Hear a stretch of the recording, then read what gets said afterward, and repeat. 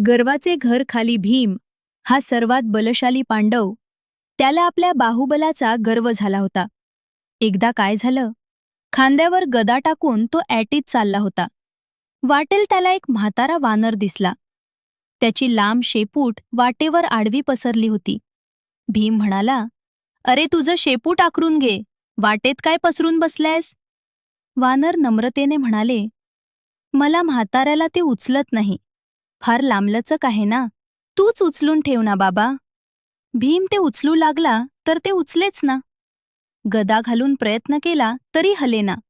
भीमाची दमचाक झाली.